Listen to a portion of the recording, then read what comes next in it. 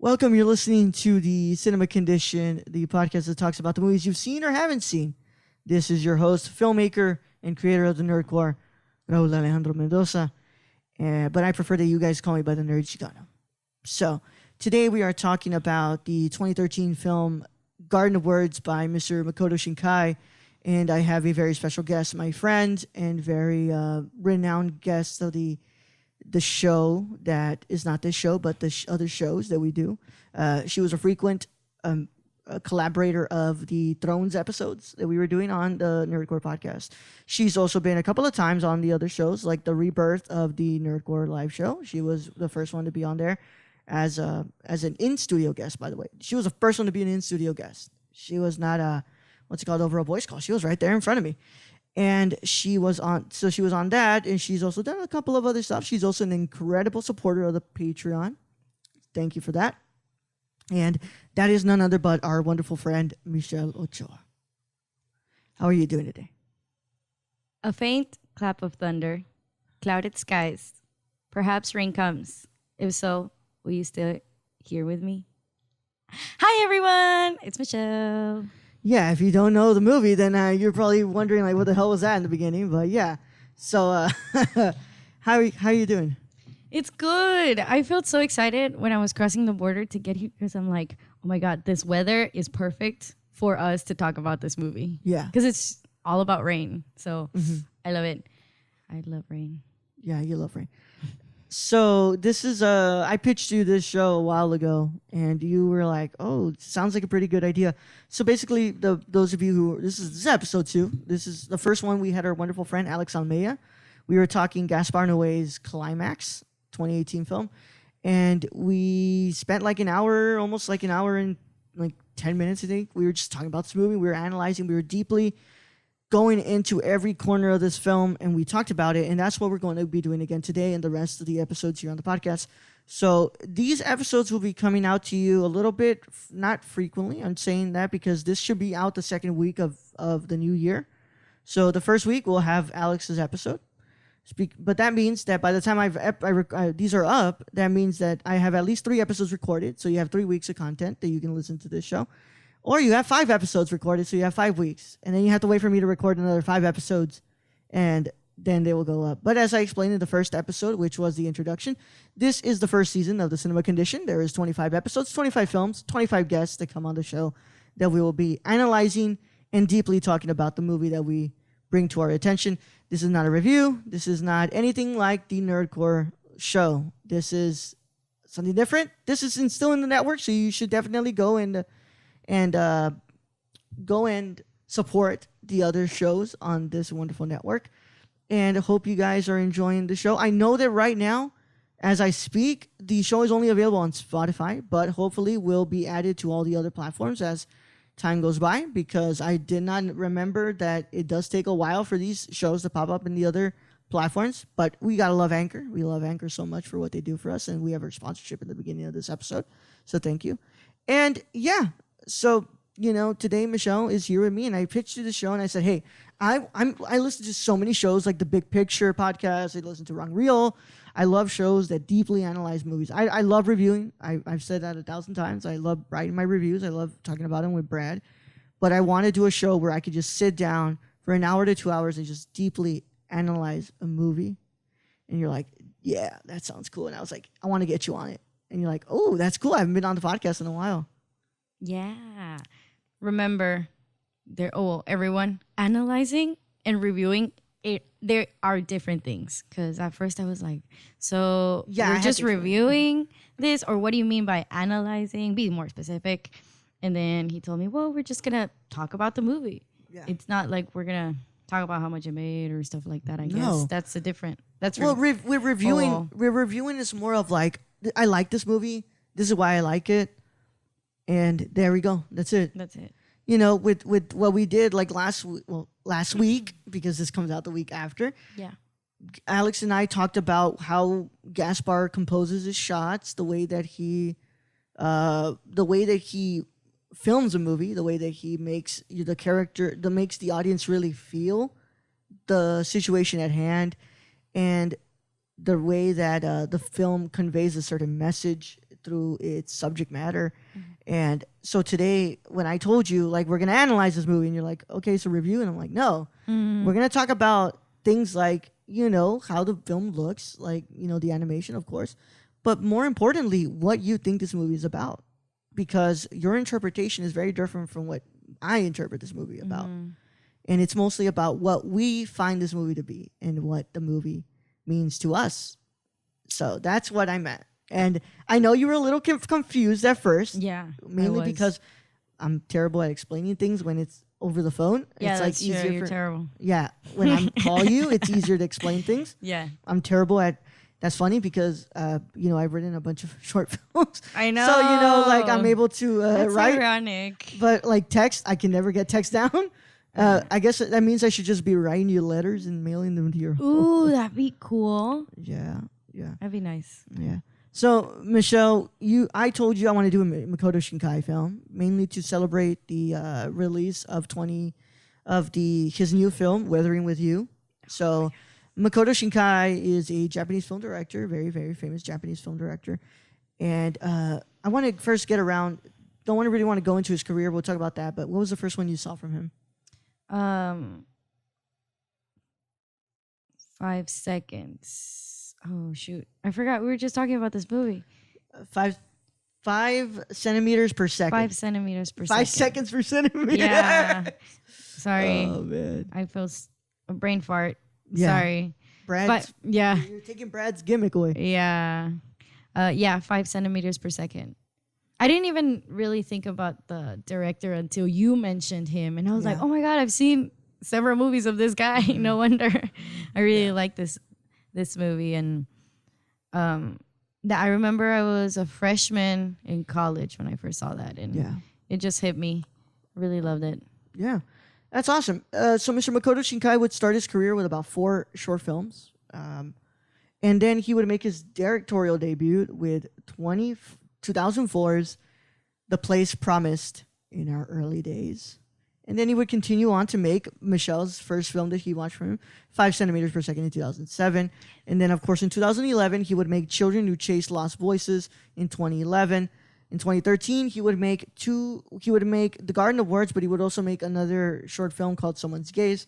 And then, of course, the movie that he's most known for, which is the highest grossing anime film, not animated, because that belongs to, I believe, The Incredibles too. I don't remember. What? I don't know those facts at the top of my head. But what's it called? 2016's Your Name. And then this year, he released, well, not this year, last year, 2019, he released Weathering with You. And Mr. Makoto Shinkai, we talked about Your Name. We obviously didn't do it with you. We did it on a separate, we did on the Weeb Core with Alex when that was alive and well. And that's not a shot, by the way. Whoever thinks that's not a shot, that's not a shots fired or anything. But yeah, we talked about that on that show. And Your Name. Yes, we talked. I was so mad at you because you never even told me. Were we talking about? Yes, we were. I remember you told me, oh, by the way, we talked about Your Name. And I'm like, excuse me? How dare you not tell me about this? My laptop skin, my laptop screensaver, my phone case, everything was about Your Name. I even have a puzzle of Your Name. Yeah. And wait, you have a puzzle for Your Name? Yes, I have a puzzle of them holding hands and, seeing the shooting star. Yeah. It's one of my favorite movies. And I got so butthurt because he didn't even invite me. Well, you can be in the same group of people that Nikki is then, because we did Spirited Away without Nikki. So she's pretty mad at us for that. Wow, you guys suck. Yeah, but we had to do Spirited Away. I mean, that's like one of my favorite movies of all time. So Makoto Shinkai, you're a big fan of Your Name. That was the first one I've watched from Makoto Shinkai. And then I watched this one. And for the people who are wondering, the movie's available on Netflix. You can stream it there. It's 45 minutes long. And I have a lot to talk about why I feel like that's one of the reasons why the movie doesn't work that well for me. Is because it's so short. But we're not here to review. Like I said, we're here to analyze this movie. Yes. But yes, I want to go ahead and read some information here, my friends. And what's it called? Makoto Shinkai's The Garden of Words. It was made into a serial novel. It was also made into manga. but at first it was an anime film written and directed by Makoto Shinkai, and music is done by. We playing footsies or what down there? We playing footsies down here? What? I don't know what you're talking about, bro. Yeah. I'm playing All with right. this. Oh, what's it called? The music, of course, the incredible music score is done by Daisuke Kashiwa, and the studio that made it was Kofix Wave Films, and it was released on April 28th, 2013 in Golden Coast, and then it got its release in Japan on May 31st, 2013, and it stands at 45 minutes. Why does it say 46 here? Is there like a 1 minute scene that we didn't get in our movie? What? We should Must be look it up. Yeah, it must be credits. Yeah, it must be the credits. Yeah. So this movie is very, what's it called? For the people who don't know Makoto Shinkai, if you did not watch Your Name, a lot of it, I see that it carries the same message that it really had in the other movie, where it's like it really based on like relationships. Also, nature has a big thing to play in it. And I think, by the way, that also has to do a lot with the Japanese culture and the way that they value nature. So, of course, that he was going to have nature be a constant thing. You see that with other directors such as, Hayao Miyazaki, Akira Kurosawa, Chihiro Ozu. Yeah, you have a bunch of other incredible directors who constantly are referencing to nature. And yeah, Michelle, I guess this is the only time I'll ask for your review. What do you think about this movie?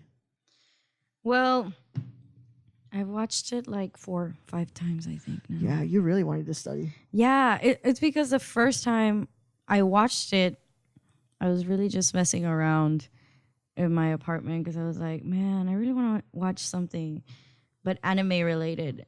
And I didn't want it to take too long because I get really hooked on everything. So if I start watching something new, I know I won't stop until it's done. So when I saw that it was 45 minutes, I was like, this is perfect. I can watch this. And then the first time I saw it, like, I don't know, it just gave me this really, really warm, nice feeling that I really liked it. It was just really amazing for me. I mean, I know you don't like that it's 45 minutes, but the first time I watched it, it didn't feel like 45 minutes. It felt a bit longer. I guess because I was so into it.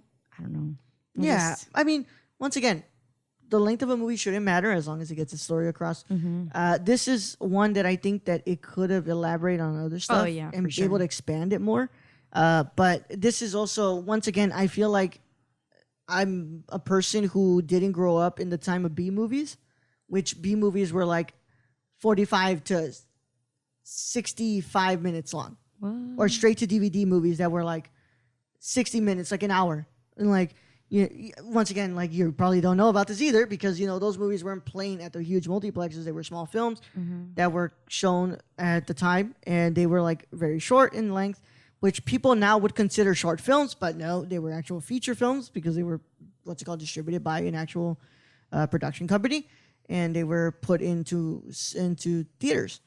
But the length, it's not the fact that it's so short, it's just I feel the story is very short, and it's not as expanded as I want it, not as I want it to be, as I feel it should be. But it's still an incredible movie. I think, once again, Makoto Shinkai, just the way he really creates the narrative. Sorry, do not want to burn into the microphone. I'm Shots. Yeah. I'm crossovering. What's it called? What's the name? Phrases from the other shows over here. Yeah. I just think that the way that he incorporates a lot of what he's talking about in these movies are just incredible. And I forgot to mention. I'm so sorry. I didn't even introduce who you are. I did say you're a friend of the show, but like, Michelle is like an incredible anime fan, like just the extensive knowledge that lives inside that brain. She reads manga, she reads the I guess novels too in a way, but she loves anime, and she's getting all red over here. But yeah, like she loves anime, she loves she loves all the shows, and she loves movies as well. And Michelle has been a friend of mine for years, and she has wanted to be on the podcast as of late. And I said, might as well bring her on here to discuss an anime film. Yes. And I'm pretty sure if you wanted to, you would call dibs on Makoto Shinkai and his rest of his filmography. Yes, please. So just because we talked about it on the other shows doesn't mean that we can't talk about Your Name here. Oh. So we can do an episode devoted to Your Name. Oh my and like I said, like I said, I wanted to bring up, just because somebody comes in one time to this show doesn't mean that they can't come back. They can come back and we can do another movie. We just can't do the same movie. Oh yeah. But of yeah, course. like, so just because on the other show we did all these other movies doesn't mean we can't do them on here. Okay. So like, you can do Your Name together another time. Yay. Yeah. Obviously can't be right now because I haven't rewatched the movie in a while. Yeah, that's true. But yes, I want to bring up something. You know, there's something I've noticed with Makoto Shinkai that is always something that stands out to me. Because music. I'm so sorry, Michelle. You And don't you're going like to hate me for this, but I think this score is better than Radwimp's score of Your Name. I am just a huge fan of the piano pieces and that classical feel to it. And just those piano pieces with the violin going through them, they're just amazing in this movie. If anything, that's what was getting me in my feels when I was watching this movie. And the Radwimps soundtrack in Your Name is incredible. I love that. I love that score. But this just reminds me of those incredible scores from the Japanese movies of the 60s and the 70s and the 50s, and just how beautifully crafted they are. And I love the score for this movie. Yeah. I went to Spotify and I tried to find it, and I couldn't find it. It's not. No, it's not I'm going anywhere. to check on SoundCloud. Yeah, check on YouTube. You could probably. No, find I it go on SoundCloud. That's where I also have the score for Her on there. Yeah, because it's not on Spotify. Well, no, I don't hate you. I mean, I love Radwimps. They're amazing. Their music is amazing. I get chills. But this movie, I mean, I myself also love instrumental music. The piano especially and the violin together are my favorite sounds in this whole world. And then that plus the sound of the rain, it made me feel like I don't know, like I could smell the rain. I don't know if that makes any sense, but it just reminded me so much. So I really, really, really, really like this movie's music. Maybe I won't say a lot more than Radwimps, but it's up there just because. Well, yeah, well, you're a big fan amazing. of that movie. Of Oh, well, course not just the movie. Radwimps Yeah. have really, I guess because I've been listening to rock Japanese music Yeah. for a really, really long time. And then they have a mixture of both rock and then, what is it, like pop? Is it? Yeah. I don't even know Well, it's- how to So describe honestly, it. I look at it more like a punk, a little bit of punk Okay, in there. punk. There's punk Yeah. influences. There's a little bit of that alternative. Yeah. To it, but mostly it's J Rock. Yes, J-Rock is the best. So, like Raul said, I've been watching anime since I can remember. Probably the first stuff I've ever watched was anime. So all the intros and everything was punk rock Japanese music. So that's how I actually started getting into this kind of music. I didn't even listen to it in English or in Spanish before I started listening to Japanese. Yeah. Well, I mean, it's because also, like, what's it called? Anime, people really don't understand this. And it's funny because when I got to talk about it with Alex, when we were talking about Saint Seiya, or how we know them as Los Caballeros del Zodiaco. Oh, sí. Yes. Los Caballeros. Yeah. So people don't understand how well received anime is in Latin America. So if you think in the US anime is big, it is bigger in Latin America. I'm talking about like over there in Mexico and Central America and South America. Anime is huge. I mean, when I would go over to Mexico, we would watch Dragon Ball Z on the TV.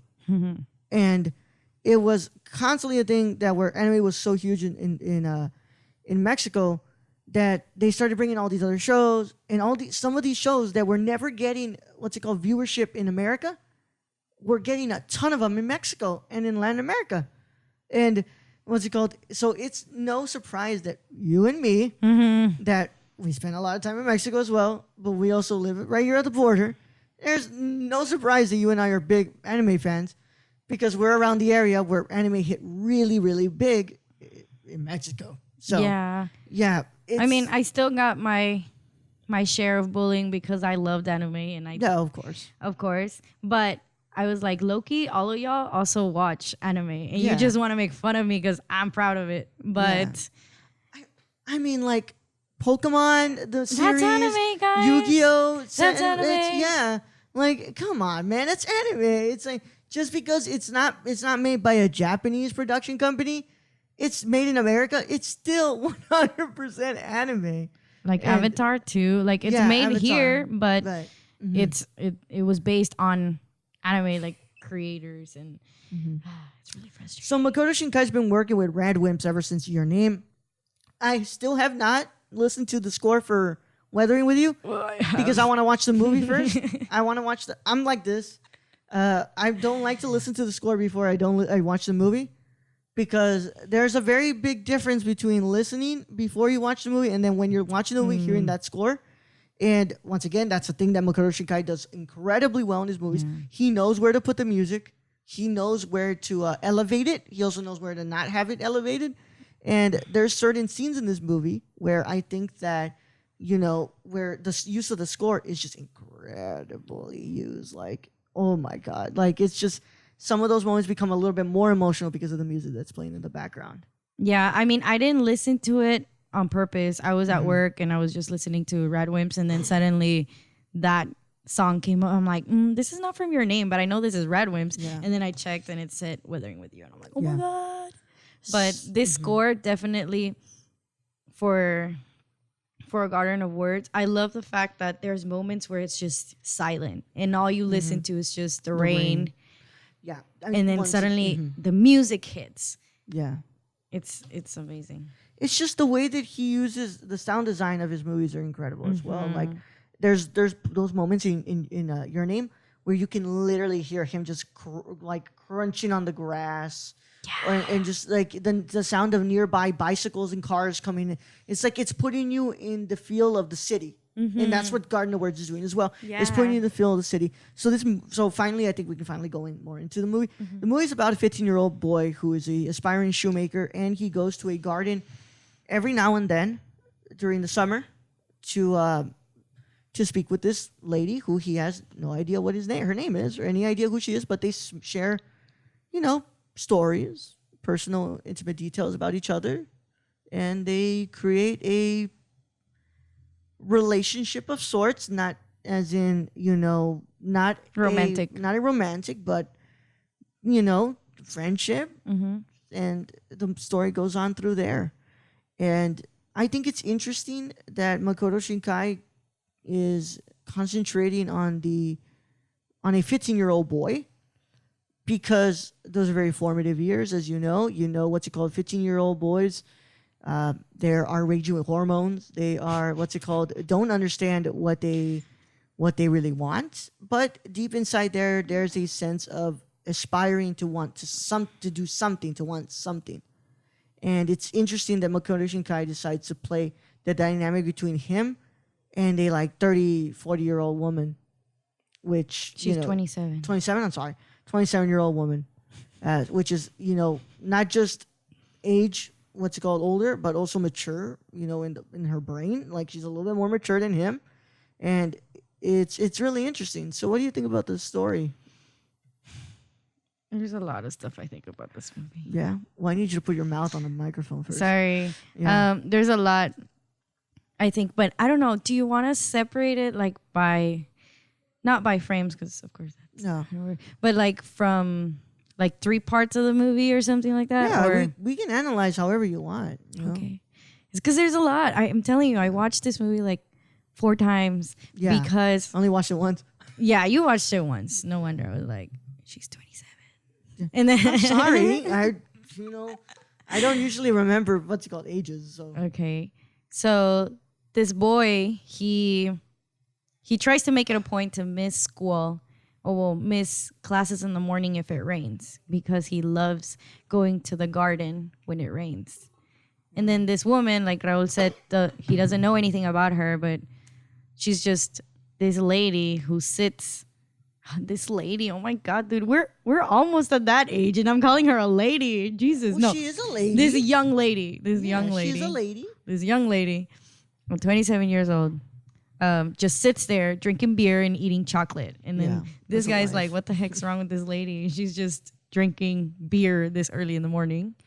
And I asked you this question the other day, and then you told me not to talk about the movie because then we weren't going to have anything to talk about I don't here. like talking about the movie before we do. I was just too excited. So Raul watched this movie in English. Yeah. The first time. Oh, well, like the only time he's ever watched it.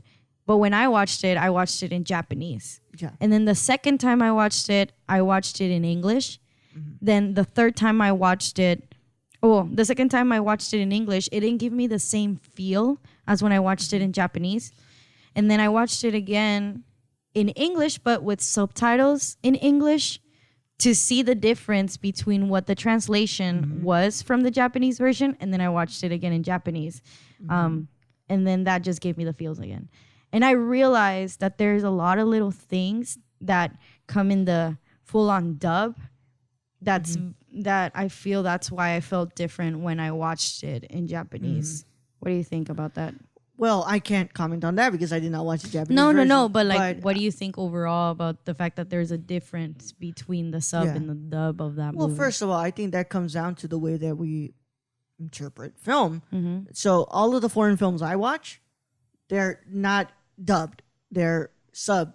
So, we're just doing a month on Andrei Tarkovsky. They're Russian films. I have the subtitles on. And it only seems to be that with anime films, it's because when the movie starts, it started with the English. So I thought that was the only version of it. So I was like, I should have changed it. So when you told me there's Japanese, I was like, wait, there's a Japanese version? Like, I did not notice that I could change it. So I think that has a lot to do with the way that, obviously voice acting is an incredible profession. What you can do with your voice is incredible. But, there's just something about the original version of the movie, the way that it was filmed. And that's the way that the emotion is conveyed. Yeah, because so the difference that I saw between watching it in Japanese and watching it in English is that in the Japanese version, the boy sounds a little bit more kind of nervous, a bit curious about like this lady, no muy aventado, or like not trying to like expose himself that much, I guess, or like talk really loud in a way. And I feel like the voice actor in English sounds a little bit more aggressive, if that makes sense. I wouldn't say aggressive. I would say manly or whatever it is. No, more like, what's the word I'm trying to say? More reliant, assertive. Not like if he's kind of like jumping the gun a bit, right? Yeah. Where he's obviously has some excitement because, come on, a 15-year-old boy talking to an older woman, of course you're going to have some excitement that this woman is interested in talking to you. You're this 15-year-old teenage kid. You have a 27-year-old woman in front of you who's spending time every single time you come back to that garden to talk to you.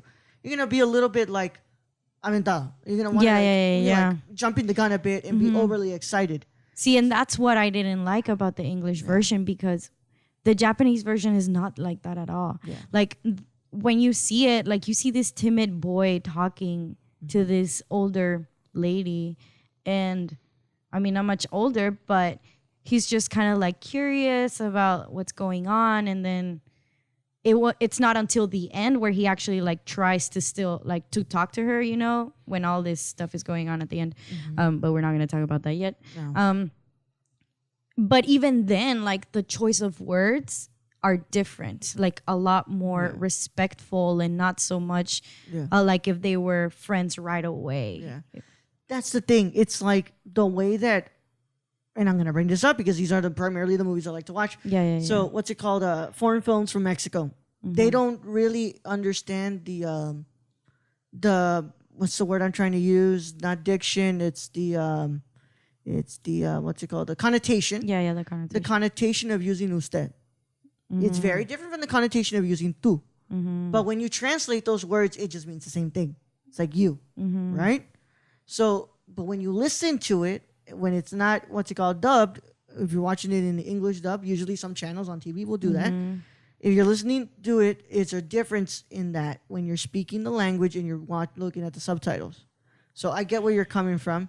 And that might just be because Japanese is also a very tonal language where, what's it called? It's very much has to do with the tone of the voice you're using, or because if I remember correctly, from a little bit of limited use of what's it called of learning a Asian language, there's certain tones, like there's different ones that you use to what's it called pronounce certain words.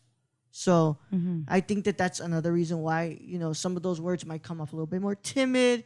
Some of them might come out a little bit more what's it called aggressive. It's because just the tone at which they're using. Plus, once again, that's the original version of the movie. So yeah, and then I noticed that they were adding stuff that was not in this, I guess, on the script or like the actual words that they were using in Japanese. Like there was this one part where they're talking about the mom, that's gonna leave them and whatnot because she's dating this younger guy. Well, in the English version, he's like, "Damn, I hate it. You're like this and that," like just talking back bad to his mom. But in the Japanese version, he doesn't say any of those stuff. Lets things happen. Yeah. Or the bad words also that they use when he's fighting with those upperclassmen, and they say something really bad. Well, not really bad, but they talk back to this guy or says like, "Oh, I'm gonna enjoy this," of hitting the kid. But in Japanese, they don't say that either. And it didn't throw me off, but I just thought it was really interesting. It made me think about everything else that I've watched, dub, sub, and I also have no idea if Makoto Shinkai brought the script, the translated script, and I was like, okay, I want to add a little bit of this, given to that and stuff. I should probably research that. Yeah, it'd be something nice. I was trying to find something like that on the wiki page, but nothing came up like that. I also have no idea. I am not a voice actor. I've never done voice act gigs. Yeah. So I would not know about what it is to translate a movie for voice acting. So, what's it called? I guess I would have to ask somebody else who is probably in the industry. But sorry, once again, I do not want to burp into the microphone. Shot. Yeah, shot again. Yeah. I take a shot of your water that you have right there. Yep. But yeah, it's so I'm always floored. Well, not floored. I'm very interested in the way that Shinkai really, crafts his movies. He's so from the two that I've watched, they're in the city. So he apparently has something interesting. He's interested in the urban lifestyle, I guess. Because your name is in a big city, and this kid is basically spending his time inside the big city, inside the garden, also at school. And do you think that this movie is really talking about innocence? Innocence of a teenage kid, or because I don't know if I want to just go in there and call this a relationship, because I don't think it's a relationship, and nor do I think that the feelings that this kid has for the woman are real. Tell me a little bit more about that. Like, what do you feel about the main character? The kid. I think he's just a regular 15-year-old boy. I think that he has a terrible situation at home. I mean, your fucking mother's about to have to leave you. Like, that's not something that you're able to like come back really well from, especially at a 15-year-old boy when your hormones are raging. But I think that he has something that he's aspiring to make, but he has no support. So the only support he's getting is from this woman who's at the garden every other day that he goes to visit her. And she's just like, she obviously, shows a interest in what he wants, and also seems to want to support him into doing what he wants to do, which is to become a shoemaker. And obviously, she also is getting something from this, friendship. Seems to be getting something out of it, because she's starting to realize that obviously not all kids are terrible like the kids that are, making her life a hell. So we find out that this woman is going to be let go from her school that she's working at because of a rumor about some sexual rumors. And this woman seems to so I think, and I don't know if you know what this means, I think she's on a bender. So a bender is when, usually around the time that something really bad happens. So you're just in your fuck it stage. I'm going to drink a shit ton. I'm going to, go on a bender and basically not give a shit about what's going on right now. I think that's her right now, that she's drinking beer and eating chocolate at a garden. She's like, I don't care what's going on. I don't know when's the next day I'm going to go back to work. But obviously, these kids made my life a living hell. And I'm depressed about this. But, here comes this kid who's going to change my mind about the people that the people that go to my school that I'm teaching at. Michelle, are you on your phone? Oh, no, you're not on your phone. No, I'm not. It's just really interesting. Yeah. Like I said, no. Interpretations are very different. So I like this, that you're You're kind of. I was listening to what you were saying and trying like to think how to talk about this. Wow. Take your time. It kind of like hit me what you're saying. What? Well, because I feel like the movie's nothing like that at all. Yeah, because so it's not a bender. They actually explain it in the movie why she only drinks and eats chocolate, and she's not being let go. She's quitting. She's quitting? Yes. Well, she has no choice but to quit. Okay, so like how you what happened was that I guess you want to, do I start with him or do I start with her? Well, just explain the situation. Okay. So like you said, he is going through some stuff at home, but the mom's not really leaving. It's more of she's just overreacting because her older son is moving. Yeah. And so she's just a little bit upset because his, like the bird's leaving the nest. He's leaving to move with his girlfriend and all this stuff. And that's why he's saying all this stuff. And the reason why he's really stressed about, like he works a lot and the younger kid is really stressed about everything is because, like you said, he wants to be a shoemaker and it's not something that he gets support from. So he's overworking himself so that he can transfer to like shoemaker school, right? And it's really expensive, like the books, materials, all of that stuff is really expensive. And then he talks to someone who's not really, it's not like she doesn't care because she does, but he finds it nice that he can talk to someone that will not tell him that he's just delusional, like his older brother who thinks like, oh really, like do you really think he can be that? I mean, it's not something really often that people say in Japan. And then she is actually, the reason why she only drinks beer and eats chocolate is because she can't taste anything else. So because she's going through that depression and anxiety that happened with the students who were bullying her at school, making rumors about her having like those sexual allegations, and that got to her relationship. Like she lost her relationship because her boyfriend didn't believe her. Her parents didn't believe her either. Only the students, the good students, believed her. So she started getting really depressed about it. So she couldn't taste any food anymore. And the only thing that she could taste was beer and chocolate and coffee. So I'm sorry, but like in my head, that's a bender. You're like, where you're only drinking and you're only eating certain things. Because one of the symptoms with depression, you can either lose your appetite or you can overeat. You can overeat or you can't eat.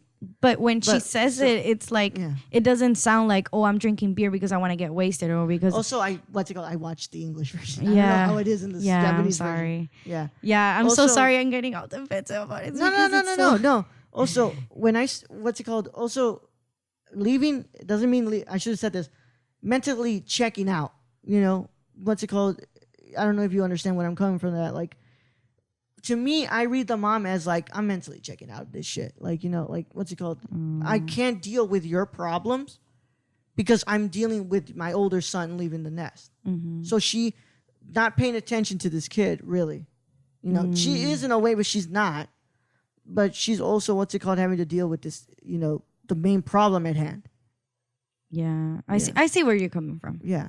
Also, like I said, we're not here to debate. We're here to talk. Oh yeah. So, I know. Don't get defensive. I'm so sorry. It's just like I really like this movie. Yeah, well, of course. I like the story. Like where it takes me, but I understand. Though of course, there's going to be a difference between watching it in English and watching like the sub version of it.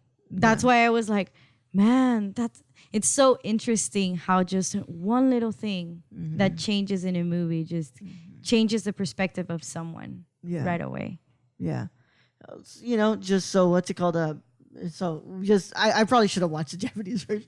But like I said, I've been watching a crap ton. We were catching up on a lot of movies. Yeah, I remember you were telling me you had to watch a bunch of movies. Yeah. Also wish we would have done this last week when we actually were planning to do this. Yeah. Because the movie was a lot more fresh in my head.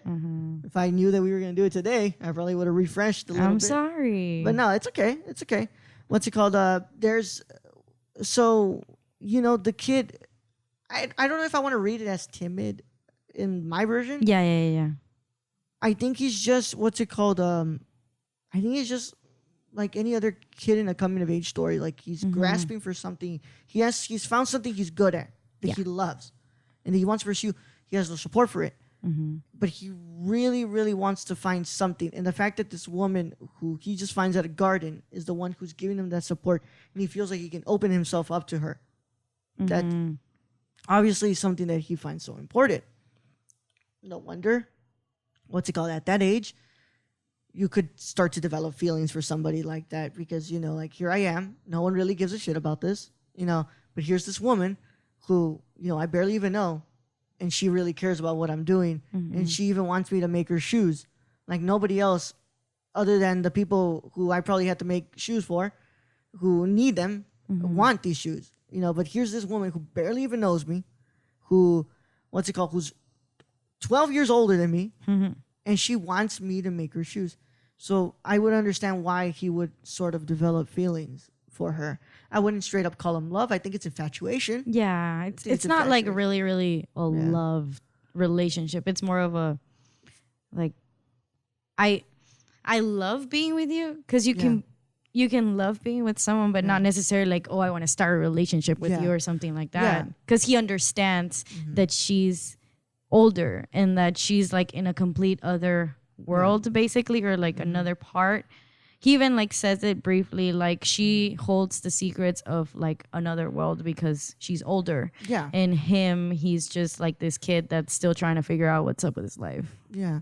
It's those relationships. So it's not relationship in the romantic version. It's the symbiotic relationship is where I learn something from you and you learn something from me. Yes. That exactly. Yeah. And as somebody who has experienced a lot of those type, not romantic relations, but those types where I have people in my life that I've learned a lot from.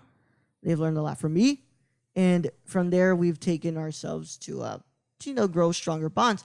Sadly, he can grow a stronger bond with this woman because, you know, obviously she has to move out and he has to, continue on with his life. Yeah. But it's really interesting that he's basing the story at such a formative year where this is like usually where a kid would usually feel like, I need to know what I want, right? I got to know what I want because I'm going to finish high school soon.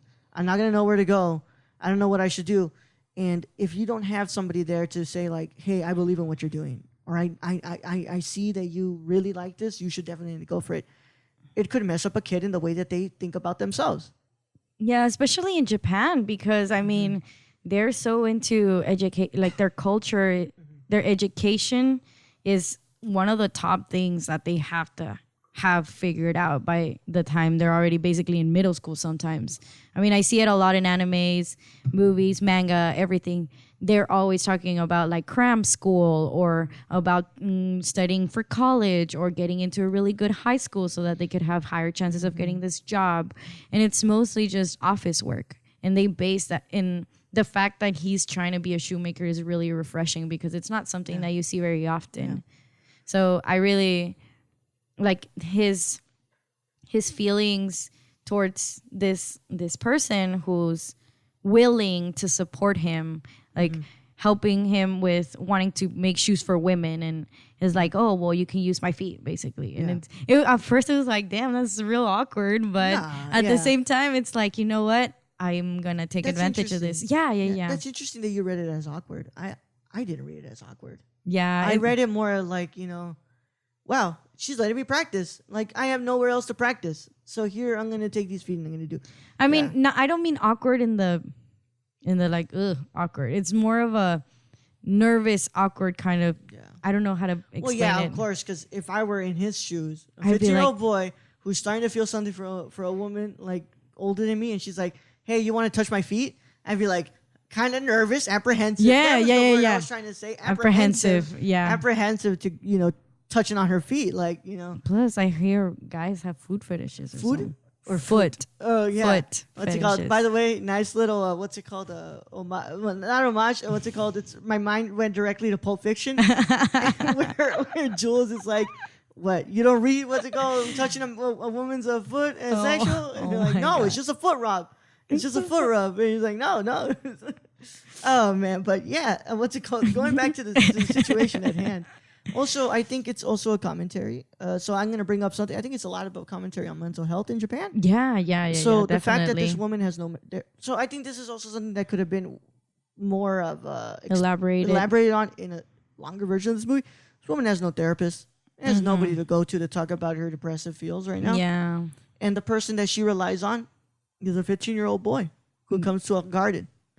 And those moments when he can't see her, you read that she's feeling even more lonely. So it's what I think once again Shinkai is trying to give us a little bit of a taste of what when mental health is like in Japan. Another movie that Michelle really wanted to be on the review for that kind of talked about that was once again The Silent Voice. I'm sorry. Yeah, but I think Shinkai is talking a lot about that in this movie as I got well. really upset about Silent Voice because I'm I have the sorry. whole manga. I was like, excuse me, you could have at You least wanted asked. to come out here and flex with your anime knowledge, and you're like, okay, Yes. here's my manga knowledge. This is what I know. But yeah, I'm sorry. But what do you think about that? Do you think that Shinkai is talking about a lot about mental health in Japan? Yeah, I think it's. I mean, a lot of people say that anime is for kids and all this stuff, but I feel that he's a good example of how even movies like anime movies, animated movies in general, like just they serve a broad audience. They're there to help people of all ages because no matter what age you are, you might not even know sometimes, but you might be suffering from anxiety and depression, and especially in Japan because they're workaholics. That's what they are because it's part of their culture. It's part of seeing that if you're not doing anything with your life or if you're not working or overstressing yourself, you're basically not going to do anything in your life. So the fact that he's showing it there brings a little bit more of subtle awareness that, hey, you should probably not so much feel bad about the fact that you don't know what you want to do and that other people, that other people are not supporting you, but that there's also other people that maybe not in your same age are also going through stuff like this and that you could probably talk to about. Because talking to someone that understands how you're feeling is always the best, sometimes the best way to figure shit out. Yeah. It's something that I connected to a lot as, what's it called? As I want to progress with this podcast, I reveal a lot of things about the person that I am. This movie, really connects with me in that sense where sometimes I felt like I have nobody to talk to. I have nobody to talk to. And I felt like that woman in a garden just watching people pass her by while she's going through her shit in her own head. And that's a part of the movie that really, really spoke to me where I was like, oh man, I feel seen. And I was going to bring up another thing that what's it called? I know that you were like, what's it called? Silent Voice. Yeah, I know. I didn't have you on the Silent Voice. But what's it called? It's Shinkai's also his way of bringing things right back to nature. Yeah. So according to so many philosophers that I read, nature is the purest form of civilization that we know. It's where civilization thrives the best is when it is connected to nature. As in that is a theme found through so many movies, through Hayao Miyazaki's films, My Neighbor Totoro, Spirited Away, Howl's Moving Castle. Like a lot of those movies are the central theme is always connecting back to nature. Also, Akira Kurosawa's 1990 film, Dreams. One of the dreams is very much indeed talking about how civilization thrives the best when it is connected right back to nature. And I don't think it is an aesthetic choice for him to have the rain playing so loud. It's not an aesthetic choice to have them be in a garden. So he's putting these two characters in probably one of the purest forms that this earth has created around nature. It is no wonder that these people feel so at peace and they're able to share such intimate details about themselves. Yeah, definitely. Yeah. Just a quick point of going back to the characters. It's interesting. You say you relate to her. I relate to him. Yeah. Because in my... Well, a part of me relates to him too. I was a 15-year-old boy too. Yeah. But I mean, like, his situation in the sense... I mean, thank God my mom didn't walk out on me, right? But the fact that he worked so hard for something that he really wanted to, and then like he was going through all these things in his head, but he still never really showed all the stuff that was going on in his head and how like depressed he actually was. Like all that stuff really, I felt that it really related to a point of my life when I was feeling that stuff. And then moving now to the nature, I completely understand what you're talking about. Stop hitting me with your I'm foot. sorry. What happens when this table is so Table's so small. Yeah. Okay. Sidetracked. Yeah, I know. Sorry. It's okay. Don't make me lose my train of thought. Damn it. Yeah. Okay. You were talking about the boy. Yeah. How you feel very connected. Oh, well, now I'm moving to the rain. Yeah. So one example is sometimes when I can't go to sleep, I play rain on Spotify, or I play just rain or thunderstorm noises or water or something that has to do with nature, because it calms me down. And like you said, there's no wonder why they chose specifically that spot for them to be like their safe haven or their place where they can be themselves, because it's like you said, it's the purest form, and the fact that it's raining, it means that not a lot of people are there. Yeah. And when it rains, it's like they can make it their home, but finding that someone else can also enter that place and feel as safe as they do, that's when their whole world opens. And also, it's the rain. The plants are being fed. They are thriving. They are graving the nutrients, and they're going to keep thriving. Those two people, I'm learning stuff from you. I'm thriving because of what you're telling me. I am digesting your words. I'm connecting with them, and I'm able to sprout into something better. Now I'm growing because of what you're telling me and what I'm telling you. So there is no mistake as to why it's in the rain, like 100%. It's those the symbolic measures of it. Yeah, listening to the rain so loud, some people might find like, oh, I can't really like listen what they're saying or something, or like might be way too much, but that's what makes this movie so like, I don't know, my heart just dove inside there. Yeah. Just feeling, like I was saying earlier, I could basically smell the rain, or smell like when he was describing it at the beginning, it came to me, because I mean, I've lived in a city, and then here too, there's a lot of trees and stuff here. So when it rains a lot here, you can also smell it if you go to a place or a park or something.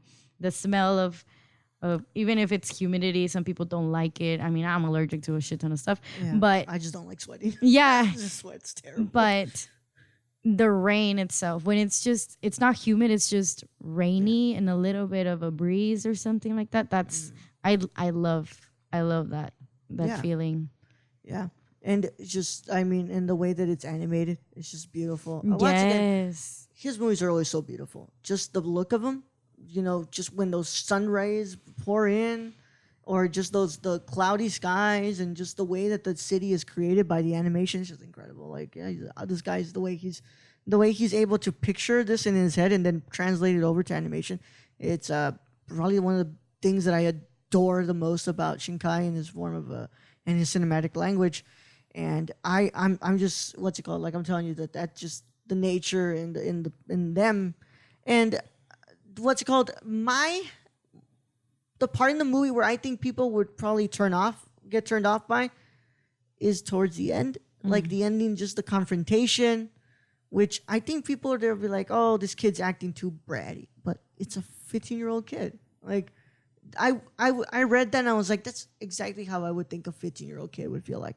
Raging with hormones, who just got rejected, and from such a woman that he feels that he holds to such an importance. Of course he was going to act that way. Now, how did that play out in the Japanese version? Because in the English version, he was kind of like mad. But how did it play out in the Japanese He was version? more disappointed. Yeah. Yeah, he was upset. He was upset, but he didn't sound as aggressive as in the English version. But he did say a lot of the stuff about like, oh, say you hate me and all these things, but he didn't there's this one part that I was like, damn. In English, he says, "How could I ever love someone like you? I hate you." Yeah. And in English, in Japanese, he just says, I don't know, I hate you. Basically, he doesn't say, "How could I ever love someone like you?" Because I don't know how you would put those together, but I feel like you could hate someone because you love them so much. So I feel like for me, this kid is just like, he's upset at the fact that he loves this woman, or like he started feeling something for this woman so much that, and she never cared to stop him from feeling this way, even though she knew he was a student or where he was or anything like that. So I would understand where he's coming from. I think it doesn't. I don't think he hates. I think he hates that he's in love with her. Yeah. He hates the fact that he loves her. That in no world right now he is could be he together. able to be with her. It's not ethical. It's just not possible. It's just not gonna happen, buddy. Yeah. Like, he hates that right now at this moment is when he got feelings for her. Yeah. Which is why I what's it called? I understand why he would set on his journey to one day just find herself again when he's older, and now he would have the chance to be with her. Yeah. But what's it called? Both of them, learned a lot from each other. She learned. She says, "You saved me. Like, you gave me hope that there's people out there who actually have goodwill. That there's something out there worth fighting for." Yeah, and she even says, like, you basically helped me get back on my feet, or like, you helped me walk again. Yeah. And that's what he had said. Like, I want to make shoes to help people walk, or like to represent people walking, or something like that. He says something like that. Yeah. So I just thought it was super meaningful because they both understood that they couldn't be with each other. Yeah. And he knows that the only way, like on that part where it stops raining, so he can't see her anymore because he only skips whenever it rains. He says it. He says, "You know what? Like, if I can't fight or like study or work all these like do all these extra stuff, then it's basically like I can't deserve her, or like I can't something like that." So that ending was not disappointing. It could have been longer, of course. Yeah. I felt so cheated because I have seen so many memes or like videos of this last part of this movie, and I was like, damn, that's how I got into Garden of Words, actually. Yeah. And then I saw this ending and I'm like, damn, is that it? Like, what's gonna happen next? What's gonna happen next? I'm also not a fan of the whole post-credit scene. Yeah. So, I'm just not a fan of that stuff. I'm not a fan when Marvel does it. I'm not a fan with anybody does it, because from a narrative standpoint, like, why would you put it like They should have just put it at the end of the movie, like before the credits. But I guess I understand a little bit of why they put it at the end. It's just like a thing. Yeah. But also, I love that's something that I love from him. He loves to keep you on the brink of like, wait, are these people gonna end up together? Because that's a thing in your name. Like, you for a point there, you're like, oh, they're not gonna end up together. Yeah. That's it. And then that ending on the staircase, like, and that's it. And it's like, oh, okay, wow, it happened. Mm-hmm. So I love when he does that. Just like the whole point of like, did I get you? Mm-hmm. Did I get you? I know. Oh man, but this movie, just the way that it incorporates that, and to me it's a tale of innocence. It's a tale of moving on. It's a tale about mental health. It's nature, and it's but deep down it's a movie about a symbiotic relationship of learning through someone. Yeah, and that's why when you go back to a garden, it's an array of plants. They're all there to serve the purpose of growing and thriving. A garden of words, the words that are spoken, you learn a lot through those words when you digest them, and you take them into effect, and you can grow as a person, or you can just let them sit there and do nothing with them. Mm-hmm. Yeah, I guess that's it. We have anything else to say before we?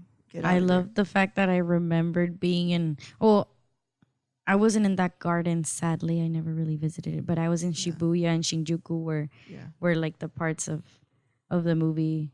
Yeah. Oh my god! I was like, oh my god, I remember all that stuff. It reminds me of being in the train, and it was really cool. But yeah, I think that's it. Yeah. So I want to thank you so much for stopping by and being on the Cinema Condition. And this will only get even better. We have a couple of more movies that I have planned with a couple of other people. So we will see what is next. But that is number 2 out of the 5 that I have planned right now that is done. And I hope that you guys enjoyed the episode. Like I said, after these next 5 episodes, there's going to be a little bit more of a, a little bit more of a, not structure, but like there'll be ad breaks in the thing where I'll put like the commercials for the other shows, so you guys can go and listen to the other shows on the network. So, but for now, just enjoy these first 5 episodes that are not like crafted as I want them to be crafted, but you guys can just have fun with these. And I'm glad that I started doing this because it's a really fun thing that I love doing.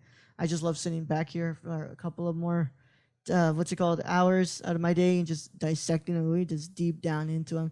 So I'm probably gonna have Michelle back to talk about another Shinkai movie. Of course, yeah. I probably will have Claire as well because she wants to do one of these. Probably, Claire will probably want to do another movie. But yeah, she'll probably want to do a silent voice. I don't know, but this has been the cinema condition, and What?